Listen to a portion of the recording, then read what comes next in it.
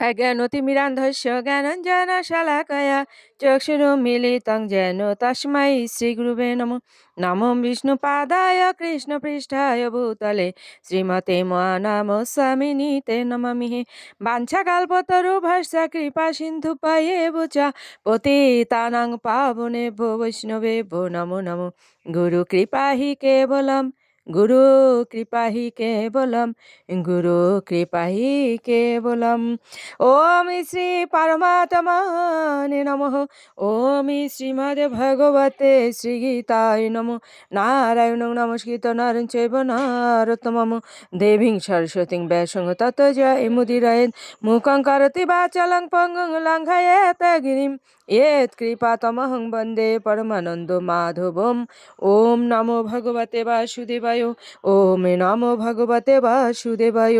ओम नमो भगवते वासुदेवाय। श्रीमद् भगवते श्री गीताय नमः। श्री गीताय नमः।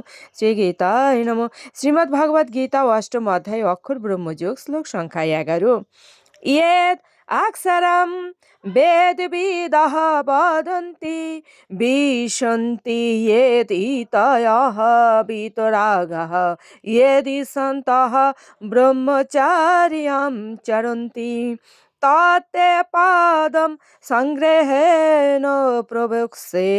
অনুবাদ: বেদবিদ পণ্ডিতেরা যাকে অক্ষর বলে অভিহিত করেন, বিষয়ে আসক্তি শূন্য সন্ন্যাসীরা যাতে প্রবেশ করেন, ব্রহ্মচারীরা যাকে লাভ করার ইচ্ছায় ব্রহ্মচর্য পালন করেন, তার কথা আমি সংক্ষেপে তোমাকে বলবো।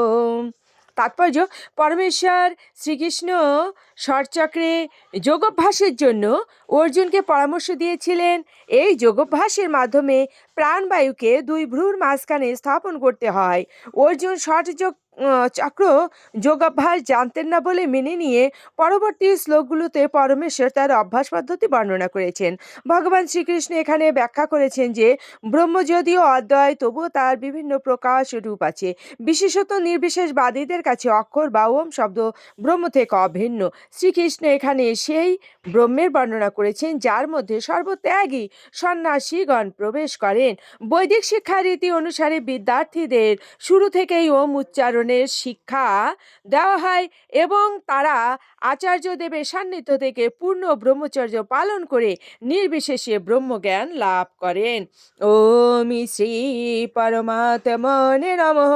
ওম শ্রীমদ্ ভগবতে শ্রী গীতায় নমঃ। গঙ্গা গীতা চ সাবিত্রী সীতা সত্তা পতিব্রতা ব্রহ্মাবলীর ব্রহ্মবিদ্যা ত্রিসন্ধ্যা মুক্তি গেহিনী অর্ধমাত্রা চেতনা